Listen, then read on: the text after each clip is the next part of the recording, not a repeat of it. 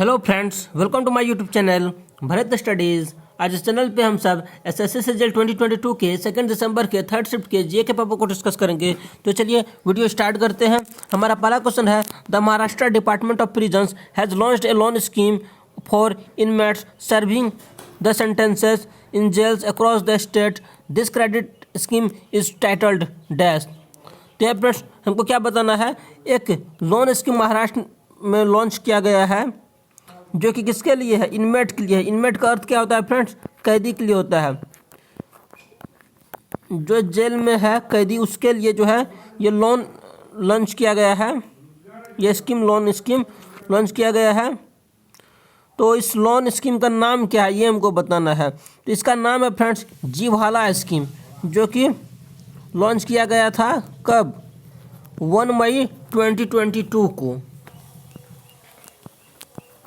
Okay friends, ये जीवाला loan scheme जो है फ्रेंड्स, ये कौन सा जेल से लॉन्च किया गया है महाराष्ट्र में। ये किया गया था येरवाड़ा सेंट्रल प्रिजन में।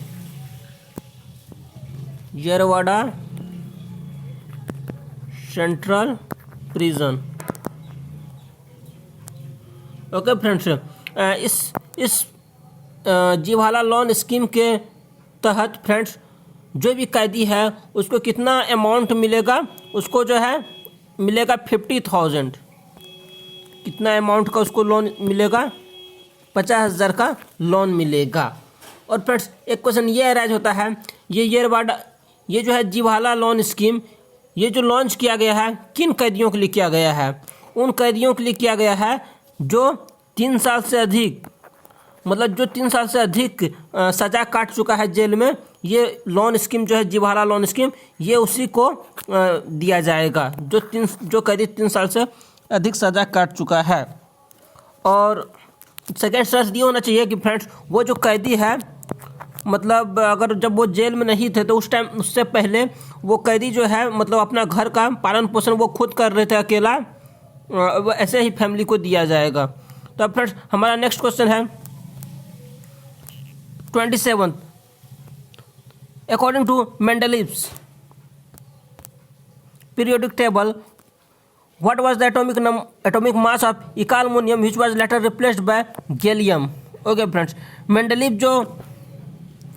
मेंडलीव का जो पीरियोडिक टेबल था उसमें इकालमुनियम के प्लेस को गैलियम द्वारा, मतलब पहले इकाई एल्युमिनियम वहाँ पे रख दिया गया था, एक स्पेस खाली छोड़ दिया गया था।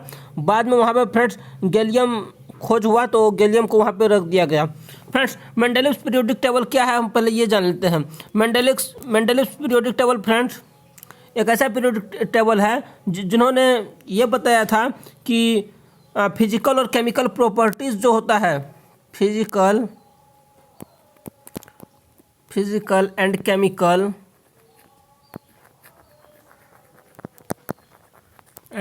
Properties of elements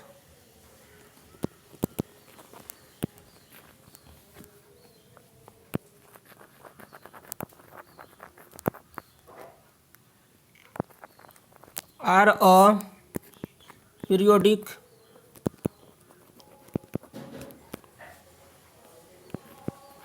function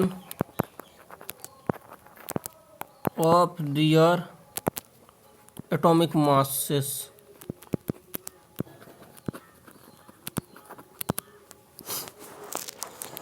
friends Mendeleev ने ये कहा था कि जो है जिसका एटॉमिक मास के अकॉर्डिंग जो होता है एलिमेंट का क्या होता है, फिजिकल और केमिकल प्रॉपर्टीज़ वेरी करता है।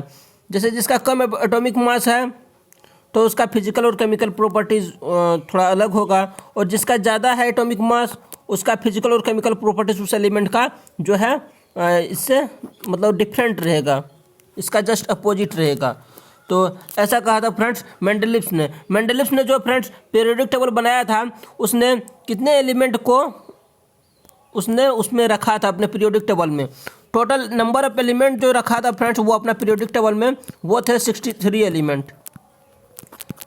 इनके पीरियोडिक टेबल में इन्होंने 63 एलिमेंट को रखा था। इसमें फ्रेंड्स 4 को जो है चार स्पेस इन्होंने फ्रेंड्स अपना पीरियोडिक टेबल में खाली छोड़ दिया था। तो मेंडलीफ ने ये कहा था कि ये चारों जो है एलिमेंट फ्यूचर में खोजे जाएंगे और इसको यहीं पे प्लेस किया जाएगा, जो हम खाली जगह छोड़ रहे हैं। वो चारों हम फ्रेंड्स आपको बताते हैं, वो चारों जो प्लेसेस थे वो क्या थे। पहला था इका बोरोन। सेकेंड इसका था फ्रेंड्स इका अल्मुनियम।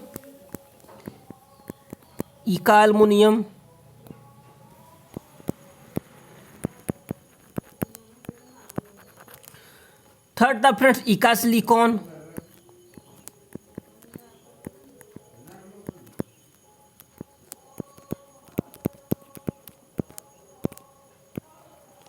सिलिकॉन। और फोर्थ था इका मैंगनीज।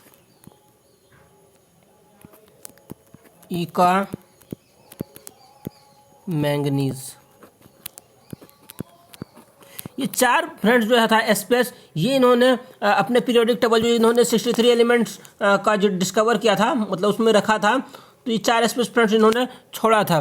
तो इनका एटॉमिक मास कितना था, मतलब कौन कौन प्लेस पे ये छोड़े थे।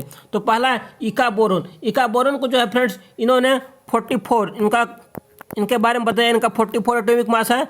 इसको हम स्पेस को हम छोड़ रहे हैं, जो कि फ्यूचर में अगर खोजा जाएंगे, मतलब ये अवश्य है और लेकिन अभी नहीं मिले हैं, लेकिन फ्यूचर में खोजे जाएंगे तो इसको बाद में वहाँ पे रख दिया जाएगा। नेक्स्ट था फ्रेंड्स इका अल्मुनियम, इसका एटॉमिक मास 68 था। उसके बाद फ्रेंड्स था इका सिलिकॉन, इसका एटॉमिक मास 72 था। और इका मैग्नीज, इसका एटॉमिक मास कितना था 100 था। तो फ्रेंड्स ये चारों हमको याद रखना है फ्रेंड्स, और इस चारों का ये एटॉमिक मास फ्रेंड्स बहुत इंपॉर्टेंट है।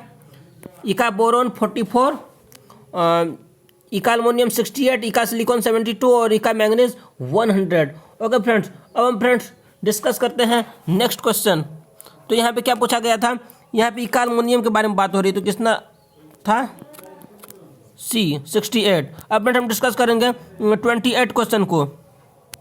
तो चलिए इसको रीड करते हैं। In which of the following months did the Australian Open take place in 2022। हम जानते हैं ऑस्ट्रेलियन ओपन जो है महीना का फर्स्ट मंथ में स्टार्ट होता है, मतलब जनवरी इसका राइट आंसर हो जाएगा। और ये अभी जनवरी 2022 में हुआ और इस बार जनवरी 2023 में हुआ, तो इसका क्या हो जाएगा answer, option A is the right answer. अब फ्रेंड्स ये हम जान लेते हैं ऑस्ट्रेलियन 2022 जो था, ऑस्ट्रेलियन ओपन 2022 ये कहाँ हुआ था, ये मेलबर्न में हुआ था, ऑस्ट्रेलिया।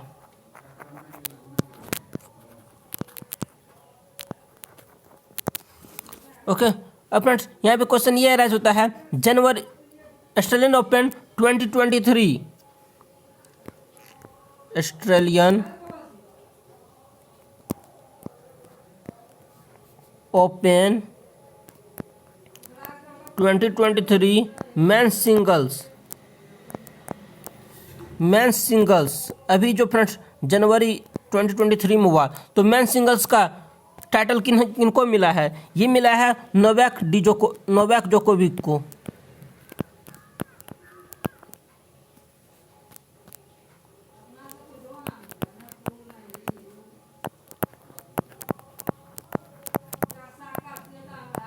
नेक्स्ट क्वेश्चन फ्रेंड्स यहाँ पे हमारा ये अराइज होता है कि ऑस्ट्रेलियन ओपन वोमेंस सिंगल का खिताब जो है 2023 का किसको मिला, ऑस्ट्रेलियन ओपन 2023 वोमेंस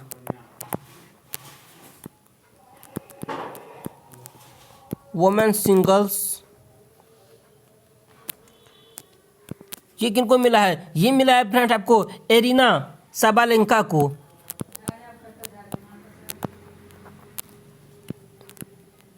दोनों फ्रेंड्स बहुत इंपॉर्टेंट क्वेश्चन है, Novak Djokovic, Aryna Sabalenka 2023 men's में इसको और वोमेंस में एरिना को। ओके फ्रेंड्स अब फ्रेंड्स हम डिस्कस करते हैं, और इस साल भी फ्रेंड्स जनवरी में ही मनाया गया है ऑस्ट्रेलियन ओपन 2023 वाला भी। ओके जनवरी ही अभी का भी आंसर होगा। अब फ्रेंड्स हम डिस्कस करेंगे 29 क्वेश्चन को। चलिए इसको डिस्कस करते हैं। Merchants and migrants first brought the teachings of the Holy Quran to India in the dash century। जो भी मर्चेंट थे, मतलब दुकानदार व्यापारी सब जो थे फ्रेंड्स, और जो भी माइग्रेंट थे, जो आए जो थे बाहर से इंडिया में, तो वो जो है कुरान को कब लाए थे, किस सेंचुरी में लाए थे, ये हमको बताना है। तो ऐसा कहा जाता है कि फ्रेंड्स कुरान जो है इस्लामिक रिलीजन, मतलब इस्लाम का फाउंडेशन कब हुआ था?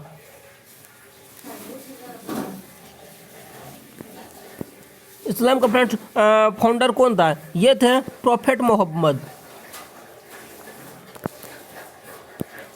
इनका जन्म कहाँ हुआ था फ्रेंड्स? मक्का में हुआ था, और इनका मौत कहाँ हुआ था? वो मदीना में हुआ था। ये जो है फ्रेंड्स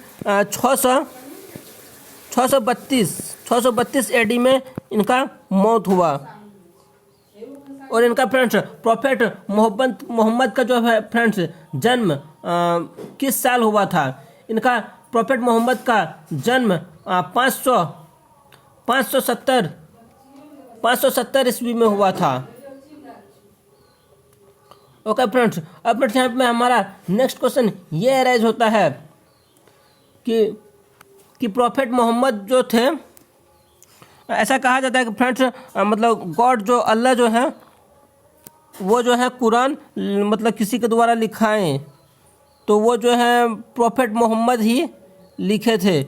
और जो है बाद में इसको फ्रेंड्स बुक में, लेकिन फ्रेंड्स इसका प्रूफ नहीं मिला 100%, बाद में इसको बुक में कन्वर्ट किया है किसने? मतलब जो कुरान है इसको बुक में कंपाइल किया है वो है अबू बकर द्वारा। Quran was compiled,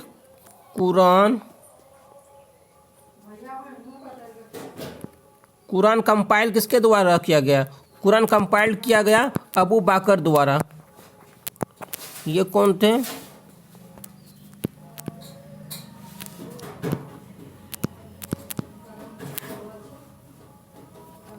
Abu Bakr. Okay friends, अब हमारा नेक्स्ट क्वेश्चन है, तो यहाँ पर आंसर क्या हो जाएगा फ्रेंड्स? ये हमारा हो जाएगा 7th सेंचुरी। तो option B is the right answer. अब फ्रेंड हम डिस्कस करेंगे 38th क्वेश्चन को। चलिए इसको रीड करते हैं। When did the Mongol ruler Genghis Khan डाई? इसको चेंगिस खान भी बोलते हैं फ्रेंड्स। ये इनका मौत मतलब कब हुआ था?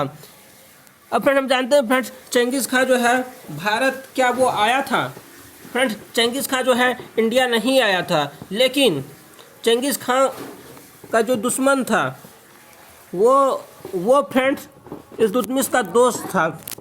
मतलब चेंगिस खान के टाइम में हमारे कंट्री में कौन सा डायनेस्टी रूल कर रहा था? चेंगिस खान के टाइम में हमारे कंट्री में स्लेव डायनेस्टी रूल कर रहा था। स्लेव डायनेस्टी में भी 3 पार्ट है फ्रेंड्स। तो स्लेव डायनेस्टी के अंदर एक आता है कुतुबुद्दीन डायनेस्टी, दूसरा आता है इल्बरी डायनेस्टी। तो इसके अंदर इल्बरी डायनेस्टी था।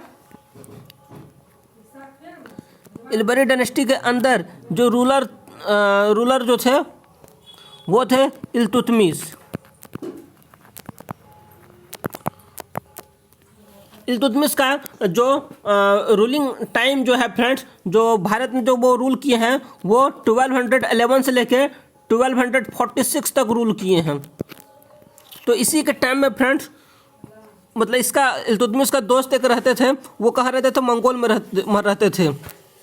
तो मंगोल उनके फ्रेंड्स का जो है झगड़ा वो चेंगिस खान से हो गया था। तो इसके कारण से जो है चेंगिस खान से फ्रेंड्स उनका झगड़ा होने वाला था। तो वो जो है उसका दोस्त जो है फ्रेंड्स भारत आया और भारत में जो है इल्तुतमिश से हेल्प मांगा। तो इल्तुतमिश जो है फ्रेंड्स वो उन्होंने शुरू में तो हेल्प करने के लिए बोल दिया कि हम करेंगे तुम्हारी हेल्प, लेकिन बाद में जो है वो इल्तुतमिश ने उनको मना कर दिया, क्योंकि चेंगिस खान फ्रेंड्स बहुत ही क्रूरल रूलर थे। वो जो है जिसको जो भी किंग है उसको हराने के बाद में उसको मार करके उसका हड्डी को अपना गले में पहन लिया करते थे। तो इस कारण से इल्तुतमिश ने फ्रेंड्स वो दोस्त को हेल्प नहीं किए थे, क्योंकि अगर ऐसा करते तो इंडिया पे जो है इंडिया में इल्तुतमिश को मार देता और इंडिया पे सारा जो है सारे को राजा को हरा करके वो अपना यहाँ पे रूल करने लगते। तो फ्रेंड्स ऐसा है स्टोरी। अब फ्रेंड्स हम जान लेते हैं चंगेज़ खां के बारे में। चंगेज़ खां तो 1237 में इनका मौत हुआ। उसके बाद फ्रेंड्स ये मंगोल का था, तो 2 ही पॉइंट है। अब फ्रेंड्स हम जान लेते हैं इल्तुतमिश के बारे में। इल्तुतमिश जो है इनके कामों के बारे में जान लेते हैं। इल्तुतमिश ये है, पहला इनका वर्क ये है कि इन्होंने क्या बनाया, इन्होंने कुतुब मीनार को कंप्लीट करवाया। नंबर वर्क है इनका कुतुब मीनार, कंप्लीटेड कुतुब मीनार। कुतुब मीनार में फ्रेंड्स 5 फ्लोर है। कंप्लीटेड कुतुब मीनार। कुतुब मीनार में फ्रेंड्स कितने फ्लोर हैं? 5 फ्लोर हैं, जिसमें से पहला दूसरा तो कुतुबुद्दीन ऐबक ने बना दिया था, लेकिन बाकी के जो फ्लोर थे उनको किसने कंप्लीट करवाया? उनको फ्रेंड्स इल्तुतमिश ने कंप्लीट करवाया। सेकंड काम इसने ये किया था कि इन्होंने जो है एक मस्जिद बनाया जिसका नाम था अजमेर शरीफ मॉस्क। अजमेर शरीफ मॉस्क। और फ्रेंड्स इल्तुतमिश ने यह भी किया कि इन्होंने अपना कैपिटल जो है, थर्ड पॉइंट ये आता है, इल्तुतमिश जो है अपना कैपिटल लाहौर से लेके, लाहौर पहले था उसको चेंज करके दिल्ली कर दिया। Shifted capital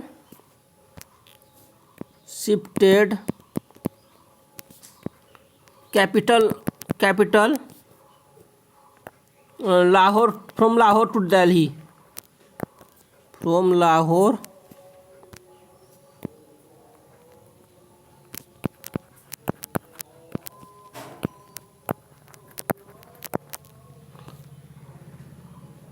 okay friends. अब फ्रेंड्स इल्तुतमिश का एक और कार्य था, वो ये किए थे कि इन्होंने जो है सिल्वर टाका इंट्रोड्यूस्ड किया था। इंट्रोड्यूस्ड सिल्वर टाका। 4 पॉइंट ये है, इल्तुतमिश जो इन्होंने किया था, इंट्रोड्यूस्ड सिल्वर टाका। उसके बाद फ्रेंड्स चहलगानी ने भी इन्होंने स्टार्ट किया। चहलगानी ये इल्तुतमिश द्वारा, जिसको हम 40 नॉवेल्स कहते हैं, वो इल्तुतमिश ने ही स्टार्ट किया था। ओके फ्रेंड्स, अब हम फ्रेंड्स हम जान गए कि इल्तुतमिश जो थे वो स्लेव डायनेस्टी के थे। तो स्लेव डायनेस्टी के फाउंडर कौन थे फ्रेंड्स? स्लेव डायनेस्टी के फाउंडर थे कुतुबुद्दीन ऐबक। स्लेव डायनेस्टी के फाउंडर कौन थे? कुतुबुद्दीन ऐबक। अगर ये आए या फिर ये आए कि दिल्ली सल्तनत के फाउंडर कौन थे, तो दोनों का आंसर क्या आएगा? कुतुबुद्दीन ऐबक ही आएगा।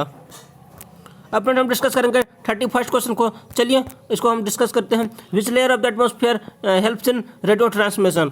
तो कौन सा लेयर जो है रेडियो ट्रांसमिशन में हेल्प करता है? कौन सा, मतलब एटमॉस्फेयर का? फ्रेंड्स ये हमारा अर्थ है और इसका अर्थ है, अर्थ का एटमॉस्फेयर है, ये ऊपर में एटमॉस्फेयर है। अब फ्रेंड्स हम देखते हैं पहला लेयर ये हुआ,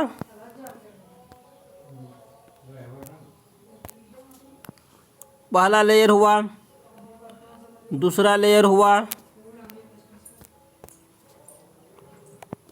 तीसरा लेयर हुआ,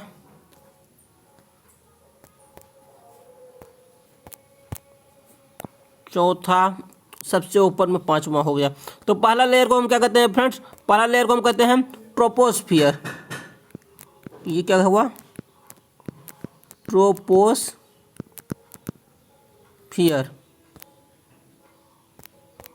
सेकेंड लेयर को हम कहते हैं स्ट्रेटोस्फियर। थर्ड लेयर को कहते हैं हम मीजोस्फियर। मीजो मतलब क्या होता है फ्रेंड्स? मिडिल होता है। 5 है, 2 ऊपर 2 नीचे, मिड में जो है वो मीजोस्फियर हो गया। उसके बाद हमारा 4th हो जाएगा थर्मोस्फियर।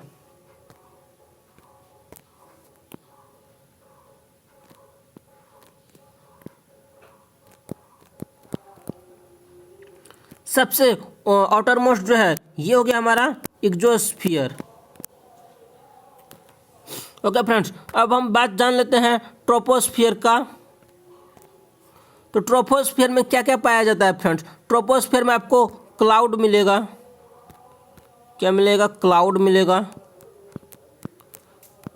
रेनफॉल जो होता है फ्रेंड्स वो ट्रोपोस्फियर में भी होता है, क्लाउड, रेन और स्नोफॉल।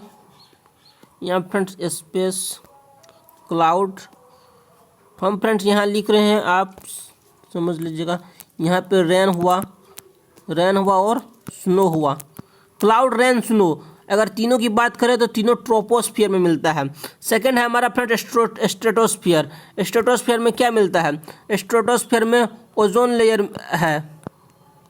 ओजोन लेयर कहाँ है? स्ट्रेटोस्फियर में। उसके बाद सेकंड जो है ओजोन लेयर में स्ट्रेटोस्फियर में एरोप्लेन भी मतलब फ्लाइट जो उड़ता है वो यहीं से उड़ता है, एरोप्लेन। ओजोन लेयर और एरोप्लेन तो दोनों यहीं से है। उसके बाद थर्ड हमारा फ्रेंड्स मीजोस्फीयर। मीजोस्फीयर में क्या होता है? जो भी हम देखते हैं ना कि तारा मतलब टूट रहा है, मतलब मेटवायर्स शॉवर, टूटता हुआ तारा हमको मेजोस्फीयर में देखने को मिलता है हमारा। उसके बाद क्या है? थर्मोस्फीयर। थर्मोस्फीयर में हमको क्या मिलता है? इसमें रेडियो वेव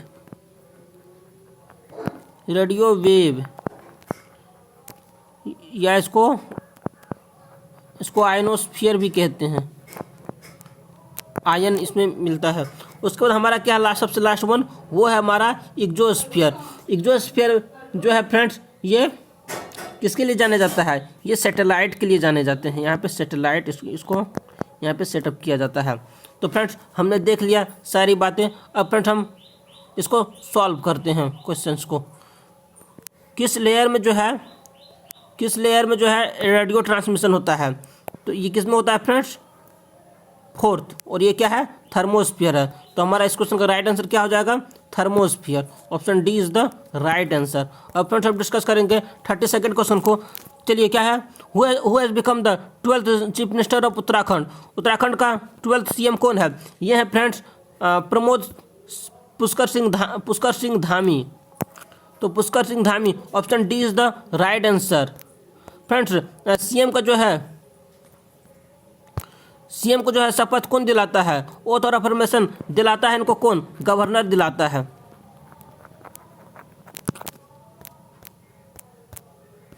हमारा 33rd क्वेश्चन है which article of the constitution of India separates the judiciary from the executive? हम जानते हैं फ्रेंड्स कि हमारे कॉन्स्टिट्यूशन में जो है 3 बॉडी है। पहला क्या है? लेजिस्लेटिव, दूसरा क्या है? एग्जीक्यूटिव, और थर्ड क्या है? जुडिशियरी है। तो चलिए लेजिस्लेटिव के बारे में जान लेते हैं। लेजिस्लेटिव का क्या काम है? लेजिस्लेटिव का काम है कि ये लॉ बनाएगा, मतलब कानून बनाएगा। To make laws.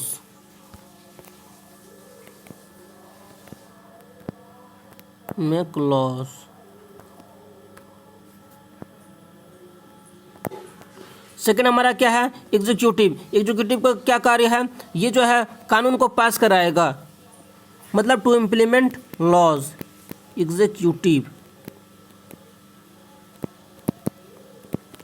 ये लॉ को क्या करेगा? कानून को देश भर में लागू करेगा। इम्प्लीमेंट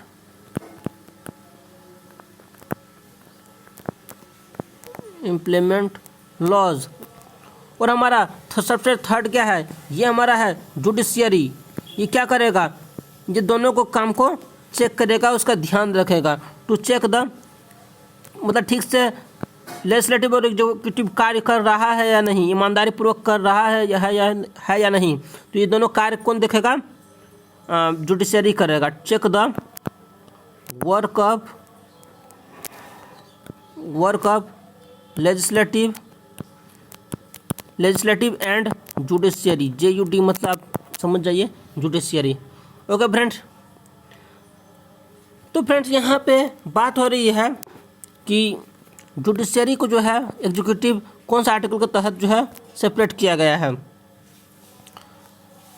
तो ये जो है फ्रेंड्स, ये जो हुआ है ये आर्टिकल 50 के थ्रू इसको सेपरेट किया गया है। Article 50 option B is the right answer. Article 50 friends किस पार्ट में है? ये पार्ट 4 में है। पार्ट 4 में फ्रेंड्स आर्टिकल कहाँ से कहाँ तक है? आर्टिकल 36 से 51 तक है। और पार्ट 4 में जो है friends DPSP directive principles of state policy की बात कही गई है। उसके बाद फ्रेंड्स हमारा क्वेश्चन एक एराइज ये होता है, DPSP कहाँ से लिया गया है? ये तो आयरलैंड से लिया गया है। अब फ्रेंड्स हम डिस्कस करेंगे नेक्स्ट क्वेश्चन जो कि 34th क्वेश्चन है। 34th क्वेश्चन में क्या है?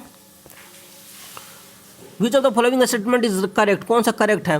The nutrition requirements of the adolescents are higher than adult. Adult से ज़्यादा रिक्वायरमेंट होता है एडोलसेंट का? हाँ होता है। Adolescents are generally grouped in the age group of 10 to 19 years. Yes friends 10 साल से 19 साल के बच्चे को हम क्या कहेंगे? एडोलसेंट कहेंगे। और सबसे ज़्यादा जो न्यूट्रिएंट चाहिए फ्रेंड्स वो इन्हें ही चाहिए, एडोलसेंट को ही चाहिए, क्योंकि जितना भी ग्रोथ होता है हार्मोनल चेंज और हाइट का बढ़ना, वो सब जो है फ्रेंड्स 10 साल से 19 साल के बीच में ही होता है। तो इस क्वेश्चन का राइट आंसर हो जाएगा हमारा, यहाँ पे दोनों राइट है, तो option both 1 and 2, option A is the right answer. अब फ्रेंड्स हम डिस्कस करेंगे 35th क्वेश्चन को। How many electrons can M shell have? तो एक फ्रेंड्स होता है के, एक होता है एल, एक होता है एम। तो के में क्या होता है फ्रेंड्स? कितना इलेक्ट्रॉन होता है? इसका फॉर्मूला होता है फ्रेंड्स 2n²। 2n² होता है। के लिए एन कितना हो गया? इसके लिए n 1 हो गया। तो यहाँ पे अगर आप 2 में अगर आप 1 पुट करेंगे, 1 का स्क्वायर कितना हो गया? 2 हो गया। मतलब के में कितना रहेगा? के में आपको 2 इलेक्ट्रॉन्स रह सकता है मैक्सिमम।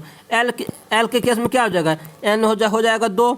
तो एन अगर 2 हो गया तो 2n² अगर आप फिट करेंगे तो यहाँ पे 4 हो गया, मतलब 8 हो गया। तो इसमें कितना रह सकता है? एल सेल में कितना रह सकता है मैक्सिमम इलेक्ट्रॉन? वो 8 रह सकता है।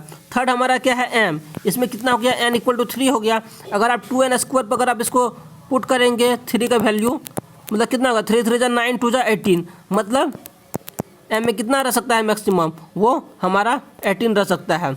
यहाँ पे 18 रह सकता है। तो 2 8 18। ओके, तो यहाँ पे चलिए कहाँ पे आंसर है हमारा 18? ये ऑप्शन ए में, तो option A is the right answer. अब फ्रेंड्स हम डिस्कस करेंगे 36 क्वेश्चन को। चलिए इसको रीड करते हैं। Who among the following is known as pioneering dance educationist and prominent Mohiniyattam exponent? कौन जो है मोहिनीअट्टम डांसर है, ये एसोसिएटेड है मोहिनीअट्टम से। ये जो है फ्रेंड्स डॉक्टर कनक रेले है। Option D is the right answer. Doctor Kanak Rele को जो है फ्रेंड्स 2013 में क्या मिला है? पद्म भूषण मिला है। 2013 में डॉक्टर कनक रेले को जो है पद्म भूषण से सम्मानित किया गया। और डॉक्टर कनक रेले को जो है 1919 में किससे सम्मानित किया गया? 1990 में इनको पद्मश्री से सम्मानित किया गया। 1990 में पद्मश्री से। मोहिनीअट्टम डांसर है पद्मश्री। तो फ्रेंड्स इस क्वेश्चन का राइट आंसर ऑप्शन डी होगा। अब फ्रेंड्स हम डिस्कस करेंगे 37th क्वेश्चन को। 37th क्वेश्चन को चलिए इसको रीड करते हैं। 37th में ये कहा गया है, in 1955 which synthetic element is provisionally named mendelevium in the honour of Dmitri Mendeleev who created one of the first periodic table. Periodic table कौन दिया? मेंडेलीव ने दिया था। ओके फ्रेंड्स, लेकिन मॉडर्न पीरियोडिक टेबल फ्रेंड्स वो Moseley दिया है। तो इसके नाम पर जो है एक एलिमेंट का नाम रखा गया था। वो उस एलिमेंट का कितना है, कौन सा है एलिमेंट, ये हमको बताना है। तो मेंडेलिवियम ये जो है फ्रेंड्स ये एलिमेंट 101 को कहा जाता है। तो option D is the right answer. अब फ्रेंड्स हम डिस्कस करेंगे 38 क्वेश्चन को। In table tennis how many reds are allowed in a row on a serve? तो टेबल टेनिस में जो है इसकी बात कर लें तो टेबल टेनिस में जो फ्रेंड्स कितने खिलाड़ी होते हैं? 2 या 4। और इसमें कितना लेट्स अलाउड है? इसमें अनलिमिटेड लेट्स अलाउड है। तो option A is the right answer. अब फ्रेंड्स हम डिस्कस करेंगे 39th क्वेश्चन को। इसमें क्या है? Which of the following Indian classical dance forms uses various colours on face to symbolise the characters. कौन सा इंडियन क्लासिकल डांस है, किस डांस में ऐसा होता है कि बहुत सारा कलर जो है फेस पे लगा लेते हैं और ताकि कैरेक्टर को वो संकेत करे, मतलब सिंबलाइज करे, दिखाए। तो ये जो है फ्रेंड्स, ये डांस जो है ये कथकली है। तो option D is the right answer. अब फ्रेंड हम जान लेते हैं डांस के बारे में। पहला जैसे डांस है उड़ीसी, ये कहाँ का है, उड़ीसा का है। नेक्स्ट है भारतनाट्यम। भारतनाट्यम डांस कहाँ का है फ्रेंड्स, ये तमिलनाडु का है। उसके बाद है फ्रेंड हमारा मोहिनीअट्टम। मोहिनीअट्टम कहाँ का है, केरल का है।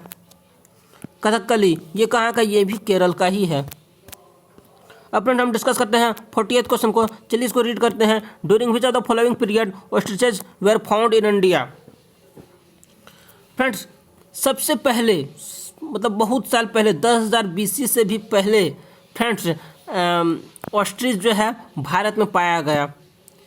ये बात फ्रेंड्स बहुत ही इंडिया के लिए तो बहुत अच्छी बात है ये। तो option A is the right answer. अब फ्रेंड हम जान लेते हैं ये जो एज है इनको याद रखने का ट्रिक। आपको ये याद रखना है PMNY,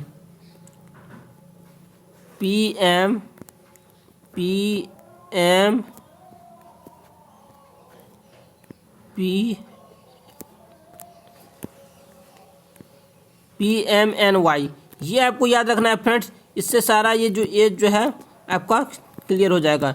P stands for Palaeolithic,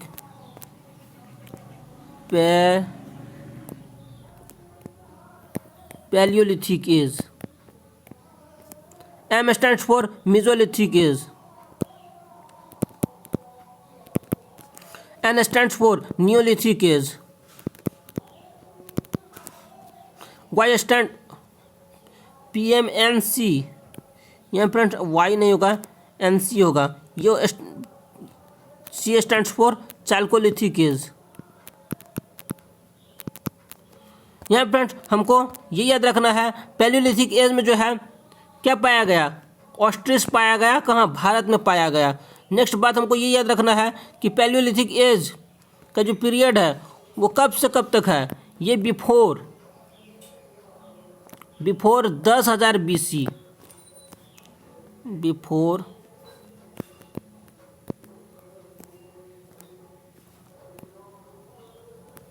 10,000 BC। 10,000 से BC के पहले के पीरियड को हम क्या कहते हैं, वो हम कहते हैं पैलियोलिथिक। नेक्स्ट हमारा क्या है, मीजोलिथिक। मीजोलिथिक किसको कहते हैं फ्रेंड्स, मीजोलिथिक कहते हैं 10,000 BC से लेके 4,000 BC के बीच के पीरियड को। 10,000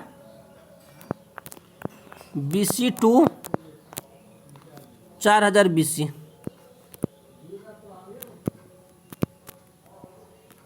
ओके, नेक्स्ट हमारा है न्यूलिथिक। न्यूलिथिक पीरियड हम किसको कहते हैं, न्यूलिथिक पीरियड हम कहते हैं 4,000 BC से लेके 1800 BC। 4,000 BC to 1800 BC। Next हमारा है चाल्कोलिथिक। चाल्कोलिथिक किसको कहते हैं, ये 1800 BC से लेके, चाल्कोलिथिक अगर बात करें तो ये 1800 BC to 1000 BC। Okay friends चारों को फ्रेंड्स हमने ये देख लिया फ्रेंड्स। ये फ्रेंड्स याद रखना बहुत ही ज़रूरी है। SSC एग्जाम में बहुत आते हैं इसके मतलब पीरियड पूछते हैं कब। 10,000 BC से पहले जो था फ्रेंड्स उसके पीरियड को क्या कहते हैं, ये पैलियोलिथिक कहते हैं फ्रेंड्स। ये क्वेश्चन फ्रेंड्स CGL में पूछा गया है। अब फ्रेंड्स हमारा ये एक क्वेश्चन ये राइज होता है कि पैलियोलिथिक एज में जो है क्या हुआ था, इस युग में जो है जो भी ह्यूमन बींग्स थे वो किसका यूज़ करते थे, स्टोन का यूज करते थे। नेक्स्ट हमारा है मीजोलिथिक। मीजोलिथिक में क्या हुआ था, मीजोलिथिक में जो है माइक्रो टूल का आविष्कार हुआ। मतलब पत्थर, पहले तो पत्थर से सबको सारा काम करते थे, उसके बाद पत्थर को जो है उन्होंने शेप देना स्टार्ट कर दिया था, उनको नुकीला बना लिया था ताकि कोई भी जानवर को जो है वो मार सके इजीली और उसका मांस बना सके इजीली। और भी पत्थर को नया नया शेप दे करके ताकि कम मेहनत लगे कोई चीज़ को, जैसे कि मांस बनाने में या फिर और भी कोई चीज़ को घर और बनाने में इसको हेल्प करे, पत्थर को इन्होंने शेप देना स्टार्ट कर दिया था। नेक्स्ट हमारा है नियोलिथिक। नियोलिथिक एज बहुत इंपॉर्टेंट है क्योंकि इस एज में एग्रीकल्चर जो है इसी में स्टार्ट हुआ था फ्रेंड्स। लोग जो है खेती करना स्टार्ट नियोलिथिक एज से ही की है। एक एग्रीकल्चर स्टार्ट हुआ था। सेकंड इसका फ्रेंड्स एनिमल हस्बेंड्री, मतलब जानवरों को पालना। पहले लोग जानवर नहीं पालते थे, इसी एज से जो है एनिमल हस्बेंड्री भी स्टार्ट हुआ नियोलिथिक एज से। एनिमल लिख दिए हैं फ्रेंड्स आप, हस्बेंड्री HUSBAND और ये आप समझ लेना। नेक्स्ट हमारा फ्रेंड्स चाल्कोलिथिक। चाल्कोलिथिक में ही friends IVC Indus valley civilisation हुआ था, जिसको हम कॉपर एज कहते हैं। अब फ्रेंड्स हम डिस्कस करते हैं 41st क्वेश्चन को। चलिए इसको रीड करते हैं। What is the outermost layer found in the cell envelope of the bacterial cell called. तो बैक्टीरिया का जो सेल होता है उसका आउटरमोस्ट लेयर को क्या कहते हैं, ये हमको बताना है। चलिए इसको हम पहले देखते हैं। फ्रेंड्स हम जानते हैं सेल का आविष्कार किसने किया है, रॉबर्ट हुक ने किया था 1665 में। ये क्या है, सेल है, और सेल के बीच सेंटर में क्या है, न्यूक्लियस है, जो कि सारा एक्टिविटी को कंट्रोल करता है। तो यहाँ फ्रेंड्स ये जो बाहरी वाला जो लेयर जो है फ्रेंड्स, ये हमने जो बनाया है, ये आउटरमोस्ट लेयर को हम क्या कहते हैं, प्लाज्मा कहते हैं। Plasma membrane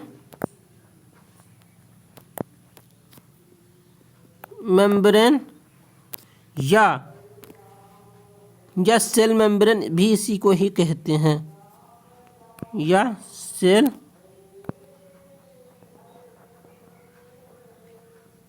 membrane.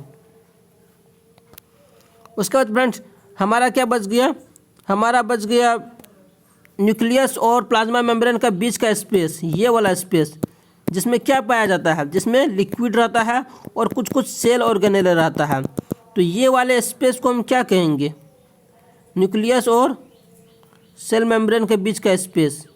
इसमें क्या पाया जाता है, जेली लाइक ये स्ट्रक्चर है, इसमें सेल ऑर्गेनेल पाया जाता है, जैसे कि माइटोकॉन्ड्रिया हुआ, राइबोसोम हो गया, गोल्गी apparatus हो गया, एंडोप्लाज्मिक रेटिकुलम हो गया, इस स्पेस में पाया जाता है। तो इस स्पेस को ही कहते हैं जिसमें जेली लाइक स्ट्रक्चर पाया जाता है, इसको हम क्या कहते हैं, क्लोरोप्लास्ट कहते हैं, सॉरी साइटोप्लाज्म कहते हैं। तो फ्रेंड्स यहाँ पे हमारा 3 ऑप्शन क्लियर हो गया। साइटोप्लाज्म क्या है ये हमने जान लिया, प्लाज्मा मेम्ब्रेन हमने जान लिया, आउटर मोस्ट लेयर को प्लाज्मा मेम्ब्रेन कहेंगे, और सेल मेम्ब्रेन प्लाज्मा मेम्ब्रेन को ही कहते हैं। ये दोनों तो एक ही बात होगी। अब फ्रेंड्स हम जानते हैं ग्लाइकोकैलिक्स, ये होता क्या है।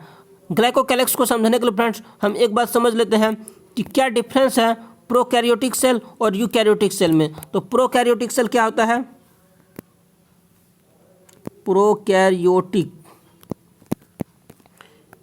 सेल 2 टाइप का होता है, एक प्रोकैरियोटिक एक यूकैरियोटिक। प्रोकैरियोटिक सेल, प्रो मतलब पुराना, हमको ऐसे याद रखने का ट्रिक बनाना है फ्रेंड्स, प्रो मतलब पुराना, पुराना से हमको समझ लेना है कि क्या है ये, बैक्टीरिया, मतलब ये सेल जो है बैक्टीरिया। और यूकैरियोटिक मतलब plant and animal cell, plant and animal cell. अब फ्रेंड्स बैक्टीरिया का जो सेल होता है फ्रेंड्स, ये जो है यूनिसेलुलर होता है, मतलब ओनली 1 सेल होता है। वहीं अगर प्लांट सेल एनिमल सेल की बात करें, ये जो है मल्टी सेलुलर होता है, इसमें बहुत सारे सेल से ये मिलके बना होता है। तो इसका जो स्ट्रक्चर जो होता है फ्रेंड्स प्रोकैरियोटिक का, वो सिंपल होता है। सिंपल मतलब ज़्यादा इसमें सेल ऑर्गेनेले नहीं रहता है। वहीं अगर बात करें यूकैरियोटिक का, तो वो सिंपल नहीं होता है, वो कॉम्प्लेक्स भी होता है। और फ्रेंड्स अगर बात करें तो प्रोकैरियोटिक में जो है न्यूक्लियस नहीं होता है, इसमें न्यूक्लियस के प्लेस पर क्या होता है,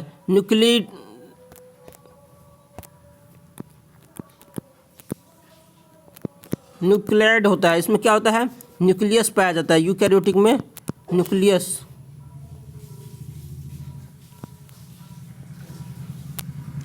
न्यूक्लियस पाया जाता है। ओके फ्रेंड्स, अब फ्रेंड्स हम बात करते हैं सेल इन्वेलप के बारे में। सेल इन्वेलप होता क्या है? सेल इन्वेलप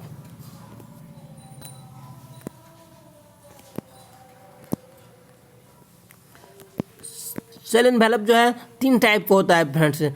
जैसा कि हम एक इमेज ड्रॉ करते हैं, ये हुआ, उसका इसका फर्स्ट लेयर हुआ, इसका सेकेंड लेयर हुआ,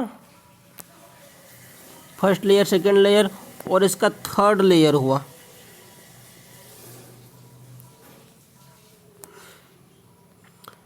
यहाँ friends cell envelope friends 3 types का होता है। तो सबसे आउटरमोस्ट लेयर को क्या कहते हैं? सबसे आउटरमोस्ट लेयर को हम कहते हैं ग्लाइकोकैलिक्स। ये जो अपरमोस्ट लेयर है फ्रेंड्स, इसको क्या कहते हैं? ग्लाइकोकैलिक्स कहते हैं। इसको हम लिख देते हैं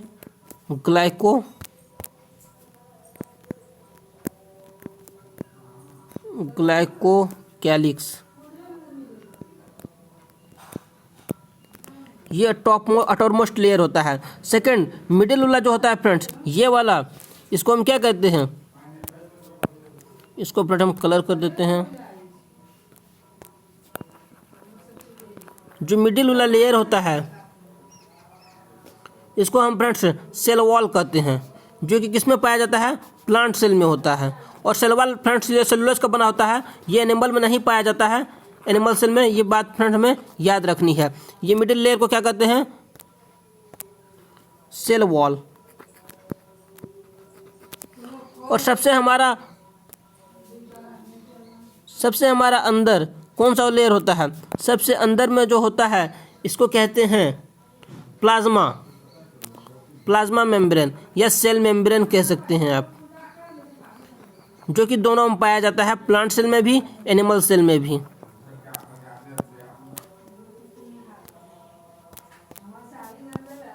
ये क्या हुआ आपको? प्लाज्मा मेम्ब्रेन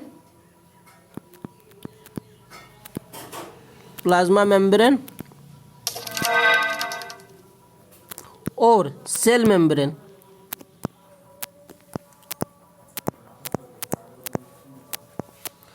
तो फ्रेंड्स यहाँ पर ग्लाइकोकैलिक्स किस में पाया जाता है? स्पेशली ये बैक्टीरिया में पाया जाता है। अगर बात करें सेल वॉल की, तो सेल वॉल किस में पाया जाता है? सेल वॉल पाया जाता है आपको प्लांट सेल में। ये प्लांट सेल में पाया जाता है, प्लांट सेल में। अगर बात करें प्लाज्मा मेम्ब्रेन और सेल मेम्ब्रेन की, ये बोथ में पाया जाता है, मतलब प्लांट में भी एंड एनिमल में भी। फ्रेंड्स सेल वॉल के कारण ही प्लांट सेल जो है वो स्ट्रॉन्ग होता है, और हमारा एनिमल सेल जो है वो वीक होता है, जैसे कि हम सब का सेल। अब फ्रेंड्स हम डिस्कस करते हैं सेल वॉल। फ्रेंड्स उसको हार्डनेस प्रोवाइड करता है, क्योंकि उसमें सेल्यूलोज होता है। तो इस क्वेश्चन का राइट आंसर जो हो जाएगा वो ग्लाइकोकैलिक्स हो जाएगा। हमसे पूछा जा रहा था बैक्टीरियल सेल का जो इन्वेलप जो है, उसका आउटर मोस्ट लेयर को क्या कहते हैं? तो वो ग्लाइकोकैलिक्स कहते हैं। अब फ्रेंड्स हम डिस्कस करते हैं 42nd क्वेश्चन को। चलिए इसको रीड करते हैं। In which state is the Maihar कोट where Baba Allauddin Khan was musician? तो बाबा अलाउद्दीन खान जो थे वो म्यूजिशियन थे, वो जो थे किस स्टेट से बिलोंग करते हैं, ये हमको बताना है। बाबा अलाउद्दीन खान जो है फ्रेंड्स, ये आपको मध्य प्रदेश से ये संबंध रखते हैं। तो option A is the right answer. अब फ्रेंड्स अगर बात करें बाबा अलाउद्दीन खान की, तो ये कौन सा म्यूजिकल इंस्ट्रूमेंट बजाते थे? ये सरोद प्लेयर हैं, सरोद ये बजाते थे। और इनका जन्म, बाबा अलाउद्दीन खान का जन्म कहाँ हुआ था? ये हुआ था आपको नबीनगर बांग्लादेश में।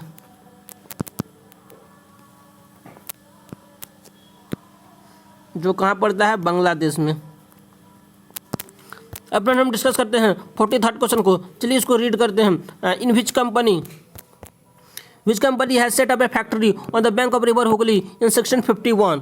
1651 में कौन सा कंपनी जो भारत में हुगली नदी के किनारे जो है कंपनी स्थापित किया था? ये जो है फ्रेंड्स ये इंग्लिश ईस्ट इंडिया कंपनी है। Option A is the right answer. अगर हम बात करें फ्रेंड्स यहाँ पे English east English east India company के ओर से कौन जो है जहांगीर के टाइम में, जहांगीर से जो है फ्रेंड्स परमिशन लिया था कौन? इंग्लिश ईस्ट इंडिया कंपनी की तरफ से ये थे सर थॉमस रॉ। कौन थे? Sir Thomas raw. ये जहांगीर के कोर्ट में गया था, कब गया था? ये 1615 में गया था और परमिशन लिया था कि हम यहाँ पे फैक्ट्री सेटअप करेंगे। अब यहाँ पर फ्रेंड्स हम ये जान लेते हैं कि भारत में जो है सबसे पहले कंपनी कौन आया था। तो सबसे पहले फ्रेंड्स पुर्तगीज़ आया था। कब आया था? 1498 में। 1498 में। नेक्स्ट क्या आया था हमारा? इंग्लिश ईस्ट इंडिया कंपनी आया था। इंग्लिश, ये stand for east India company. ये कब आया था? 1600 में आया था। थर्ड हमारा कौन आया था? थर्ड हमारा आया था डच ईस्ट इंडिया कंपनी, जो कि 1602 ईस्वी में आया था। डच ईस्ट इंडिया कंपनी ये कब आया था? 1602 में आया था। उसके बाद डच ईस्ट इंडिया कंपनी के बाद कौन सा कंपनी भारत में आया था? इसके बाद आया था Danish east India company.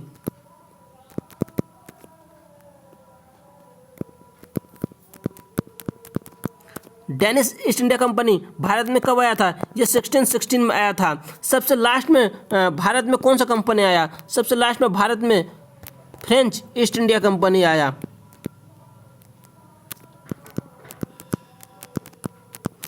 French east India company Bharat में कब आया था? ये 1664 में आया था।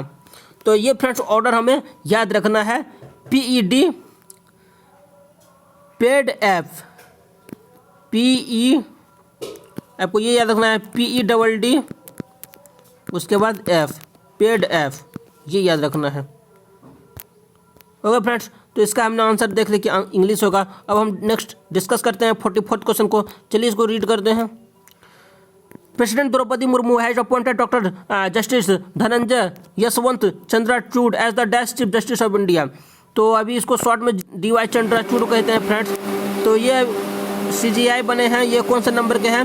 50th CGI हैं भारत के। तो चीफ जस्टिस ऑफ इंडिया जो है फ्रेंड्स, इसका जो है इसका रिटायरमेंट एज कब होता है? सुप्रीम कोर्ट का जज का रिटायरमेंट एज कितना होता है फ्रेंड्स? ये होता है 65 ईयर्स होता है। सुप्रीम कोर्ट के जो जज हैं, जो हैं वो अपना उनको अपॉइंटमेंट कौन करता है? अपॉइंटेड करते हैं president of India. Appointed by कौन करते हैं? President of India.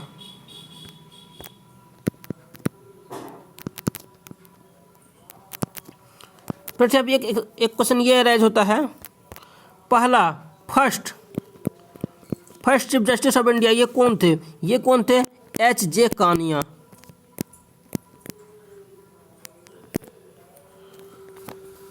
Okay friends, CJI जो है फ्रेंड्स, ये एक तरह से क्या हुआ? Union judiciary. सुप्रीम कोर्ट जो है यूनियन जुडिशियरी के अंदर फ्रेंड्स सुप्रीम कोर्ट आता है। और सुप्रीम कोर्ट के बारे में किस आर्टिकल में ये बात, मतलब इसके बारे में वर्णन किया गया है? ये आर्टिकल 124 से लेके आर्टिकल 147 तक यूनियन जुडिशियरी के बारे में बात कही गई है। चीफ जस्टिस ऑफ इंडिया का रिमूवल जो होता है फ्रेंड्स, इसका रिमूवल कैसे होता है? इसका रिमूवल जो होता है ये किससे होता है? स्पेशल मेजोरिटी से होता है, या बोले तो इम्पीचमेंट के थ्रू होता है।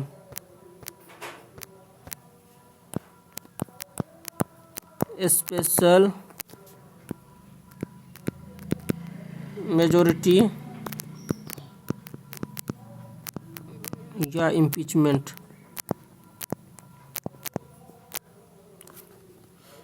फ्रेंड्स, सुप्रीम कोर्ट के जो जज जो होते हैं वो अपना रिजाइनेशन किसको देते हैं? जज of SC supreme court resignation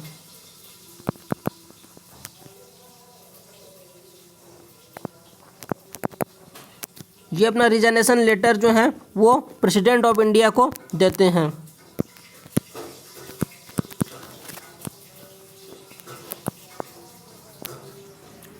okay friends, अभी फ्रेंड्स हमारे कंट्री में नंबर ऑफ जजेस कितने हो सकते हैं सुप्रीम कोर्ट में? नंबर ऑफ जजेस ये जो है फ्रेंड्स 33 + 1, मतलब एक CJI और 33 जो जज होते हैं वो, तो ये अभी है मतलब 34 नंबर ऑफ जजेस। मैक्सिमम कितना हो सकता है? 34 हो सकता है सुप्रीम कोर्ट में। अब फ्रेंड्स हम डिस्कस करेंगे नेक्स्ट क्वेश्चन 45। चलिए इसको रीड करते हैं। Which of the following is celebrated as a Tibetan new year? तो तिब्बतन न्यू ईयर के रूप में कौन सा दिन किसको हम सेलिब्रेट करते हैं? ये जो है लोसर फेस्टिवल को सेलिब्रेट करते हैं। तो option D is the right answer. Losar जो फेस्टिवल है फ्रेंड्स, इंडिया का कौन सा स्टेट में ये इसको सेलिब्रेट करते हैं? इंडिया में ये फ्रेंड्स अरुणाचल प्रदेश में इसको सेलिब्रेट किया जाता है। ओके, अब फ्रेंड्स हम बात करें लोसर फेस्टिवल की, ये कौन सा मंथ में जो है सेलिब्रेट किया जाता है? ये फरवरी मंथ में सेलिब्रेट किया जाता है। कब? 21 फरवरी को सेलिब्रेट किया जाता है।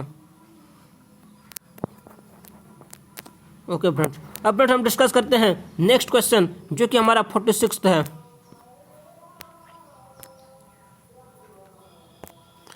Which of the following is 46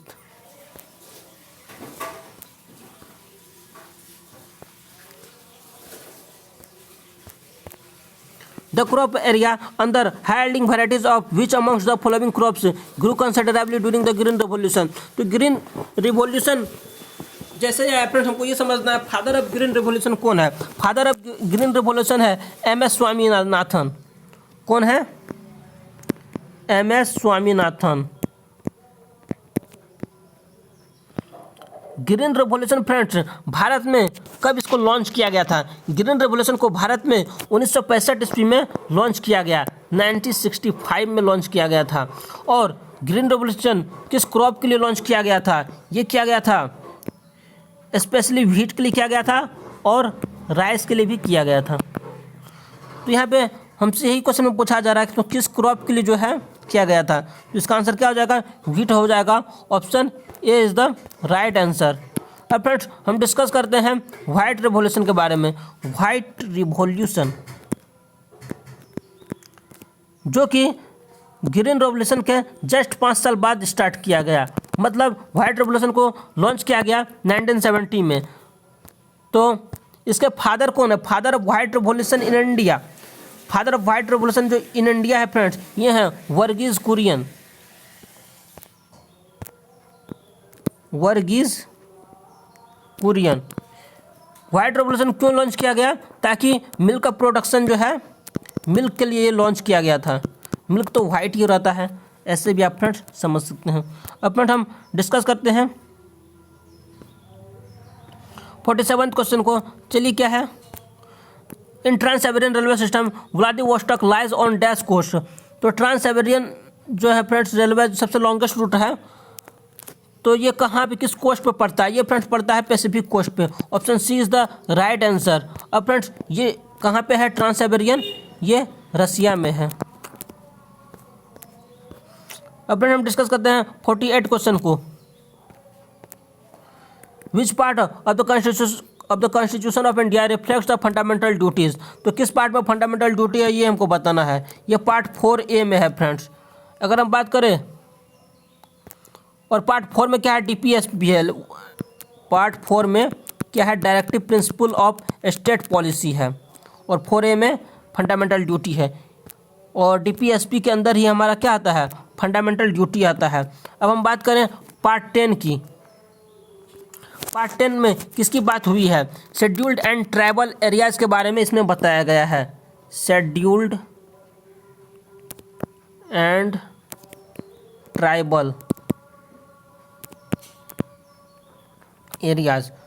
अगर हम पार्ट 12 की करें तो इसमें प्रोविज़न के बारे में बताया गया है, जो कि स्पेसिफाई करता है किसको? पावर को, अथॉरिटी को, रिस्पॉन्सिबिलिटी को, किसका? म्यूनसिपैलिटी का। प्रोविज़न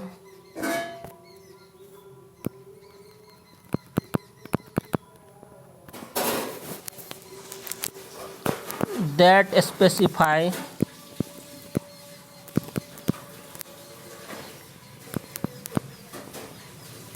पावर authority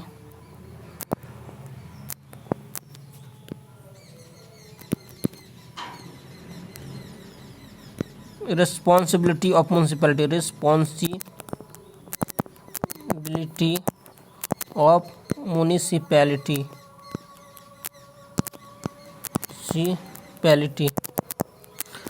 अब फ्रेंड्स हमारा सी ऑप्शन है पार्ट 9B। पार्ट 9 फ्रेंड्स बहुत इंपॉर्टेंट है, इसका हम डिटेल में इसको हम देखते हैं। पार्ट 9 में क्या है फ्रेंड्स, अभी हमारे कॉन्स्टिट्यूशन में कितने पार्ट हैं, अभी हमारे कॉन्स्टिट्यूशन में 25 पार्ट्स हैं, जिसमें पार्ट 9 में क्या है, पंचायती राज सिस्टम के बारे में है, मतलब लोकल सेल्फ गवर्नमेंट, पंचायती राज। पंचायती राज जो है कौन सा अमेंडमेंट से हुआ है, ये 73rd अमेंडमेंट एक्ट 1992 के थ्रू इसको ऐड किया गया है। नेक्स्ट हमारा क्या है, पार्ट 9B। पार्ट 9B इसके थ्रू जो है, इसके थ्रू क्या बनाया गया है, इसके थ्रू म्यूनसिपैलिटी को जो है ऐड किया गया है कॉन्स्टिट्यूशन में, और ये जो है 74th अमेंडमेंट एक्ट के थ्रू ऐड किया गया है। ये भी फ्रेंड हम लिख ही देते हैं 73rd से, ये 73rd से 73rd constitutional amendment act, CAA constitutional amendment act, और ये 1992 में। उसके बाद हमारा कौन आया, म्यूनसिपैलिटीज़, ये 74th कॉन्स्टिट्यूशनल अमेंडमेंट एक्ट 1993, और सबसे लास्ट जो है फ्रेंड्स ये है हमारा, सॉरी फ्रेंड्स यहाँ पे पार्ट 9B हमने लिख दिया है, पार्ट 9A होगा फ्रेंड्स, यहाँ पे पार्ट 9A में है म्यूनसिपैलिटीज़। अब लास्ट है हमारा part 9B। Part 9B, part 9B में किसके बारे में बात की गई है, इसमें कोऑपरेटिव्स के बारे में बात की गई है। ओके फ्रेंड्स, अब फ्रेंड्स यहाँ पे क्वेश्चन में ये पूछा गया था फंडामेंटल ड्यूटी, ये तो हमने देख लिया पार्ट 4A। अब फ्रेंड्स आप पार्ट 10, 12, 9B को समझ गए होंगे। अब फ्रेंड हम डिस्कस करते हैं पार्ट क्वेश्चन नंबर 49 को। The value of GDP at the current value prevailing prices is called dash. तो यहाँ पर हम समझते हैं GDP होता क्या है, GDP फ्रेंड्स उसको कहते हैं टोटल,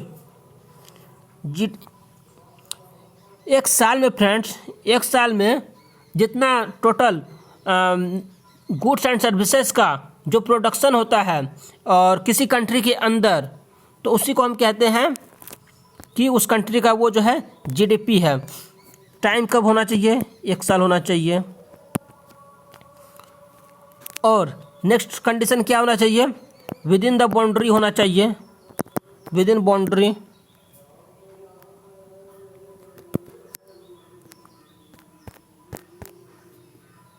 टोटल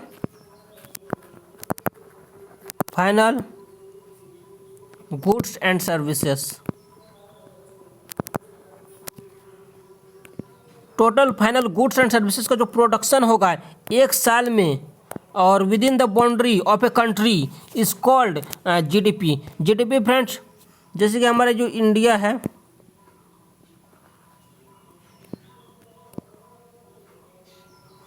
ये हमारा इंडिया है फ्रेंड्स, एक साल में जो इसके बाउंड्री के अंदर जो भी गुड्स एंड प्रोडक्शन का, गुड्स एंड सर्विसेज का प्रोडक्शन होगा उसको हम क्या कहेंगे, GDP कहेंगे।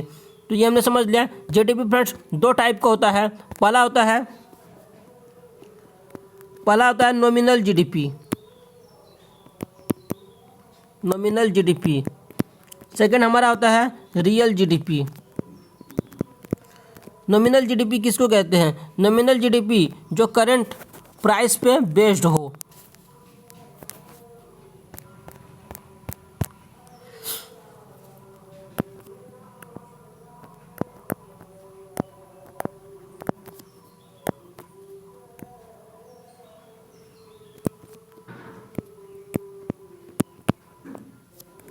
करंट प्राइस पे जो बेस्ड होता है उसको नॉमिनल जीडीपी कहते हैं। जो फ्रेंड्स फिक्स्ड प्राइस पे या फिक्स्ड ईयर पे बेस्ड हो उसको हम क्या कहते हैं, रियल जीडीपी कहते हैं। मतलब रियल जीडीपी में बेस ईयर के रेस्पेक्ट में देखा जाता है। Real GDP is an inflation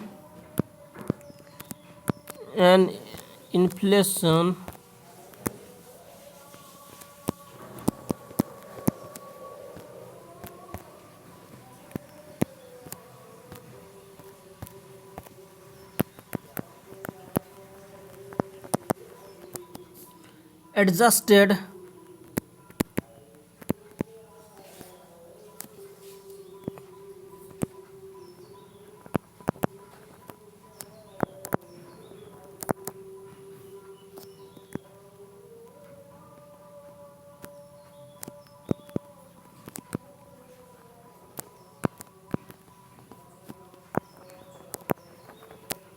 rate of all commodities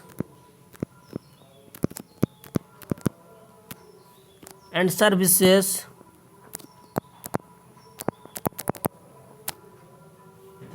in a country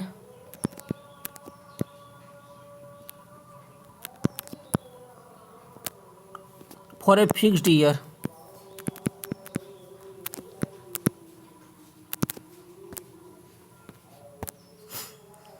real GDP क्या होता है फ्रेंड्स, जो भी इन्फ्लेशन हुआ है, जो भी महंगाई हुआ है, जो कि एनालाइज करता है किसको, जितना भी कमोडिटीज़ है, सर्विसेज है किसी एक कंट्री में, तो किसी फिक्स्ड ईयर को देखते हुए ये किसी फिक्स्ड ईयर के लिए, तो फिक्स्ड ईयर आएगा तो हमको समझ लेना है रियल जीडीपी, और अगर करंट आएगा तो वो होता है नॉमिनल जीडीपी। इसमें फिक्स्ड ईयर आता है या फिर बेस ईयर आता है फ्रेंड्स। अब फ्रेंड्स हम डिस्कस करते हैं लास्ट क्वेश्चन को। चलिए इसको रीड करते हैं। लास्ट क्वेश्चन हमारा क्या है, what do you call a component of identical size that offers a higher resistance to electricity. तो मतलब उसमें हायर रेसिस्टेंस है, मतलब इलेक्ट्रिसिटी फ्लो नहीं होगा, मतलब अच्छा से फ्लो नहीं होगा, तो ये जो है पुअर कंडक्टर होगा इसका right answer. Okay, good conductor में क्या होता है, लोअर रेसिस्टेंस होता है, ये होता है गुड कंडक्टर में, और इसमें हायर होता है। अब फ्रेंड्स हम यहाँ देख लेते हैं सेमी कंडक्टर में कौन सा आता है एलिमेंट। एक है सिलिकॉन जिसका कितना होता है 14 होता है एटॉमिक नंबर। नेक्स्ट हमारा है जर्मेनियम, इसका कितना होता है 32 होता है। फ्रेंड्स इस वीडियो में इतना ही है। I will meet you in the next video. Please like and share this video and subscribe my YouTube channel Bharat studies. Bye.